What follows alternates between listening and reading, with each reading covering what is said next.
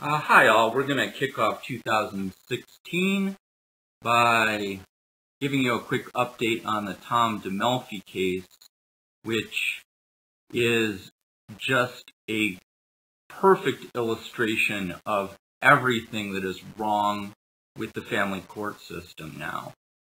To bring you up to speed, this case has been going on 4 or 5 years now. Tom has spent $250,000 on his attorney to prevent the children from seeing their mother and to do as much as he can to strip as much money as he can from his ex through the California court system. And of course, the state of California is not innocent in the matter. The state of California, of course, gets paid through the federal government for any parent that is eliminated in a divorce scenario.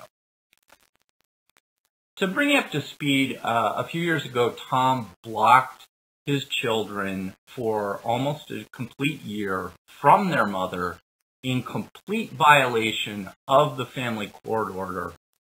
And so the judge at the trial, Judge Guasco, made the very bold statement that, if you don't stop this, Tom, I may need to throw you in prison. But of course, the family court system being what it is, there is no recording of that trial, and a mere few weeks later, Tom's ex was then forced to retroactively pay child support for the year the children were abducted. So she had to pay child support for the abduction of her children. Now, recently, Tom got himself a job, and his income is around $170,000 a year, and his ex's income is in the neighborhood of $40,000. Despite the disparity in their incomes and Tom's refusal to let the children anywhere near their mother, Tom's ex is now forced to pay approximately 100% of her income to Tom. So a lot of people want to fight about, family court needs to be fixed because it's a broken system. It's not a broken system. This is modern slavery. This is a system where Tom can use the court system to oppress his ex and take every penny she makes for himself. Anytime Tom's ex files anything with the courts saying, please let me keep some of my own income, the court comes back telling her that the difference in their incomes is not significant enough to warrant a change in the child support amount. To further illustrate how corrupt and twisted the family court system is, when posed with the question, Tom, is your ex dangerous? Tom can feed whatever answer serves him best at any given time. He recently met with one lawyer and said, oh no, she's not dangerous at all, which resulted in Tom getting the rescheduling of a child support hearing, which equals money in Tom's pocket.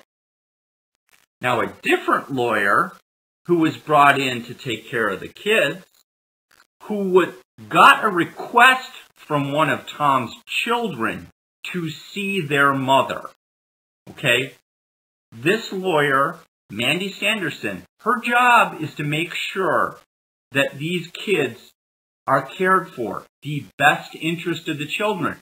This child approached her own lawyer and said, I would like to see my mother. And when Tom learned of this, Tom got in touch with this attorney and convinced this attorney, guess what? Mom's dangerous. And of course, that was an attempted restraining order and the blocked request of his own child to see their mother. So obviously, whatever answer comes out of Tom's mouth is what gets Tom money at that moment in time. Nobody in the process is really going to argue with this because everyone's getting paid. Everyone is tapping into Tom's ex for money. She's forced to pay Tom. She's forced to pay her attorney. She's forced to pay the child's attorney. And no one sees what's happening because it's all behind closed doors. And lastly, parental alienation 101. Since mom has been completely removed from the children's lives and has had virtually no contact with them in a complete year, Tom can spin whatever story suits his needs.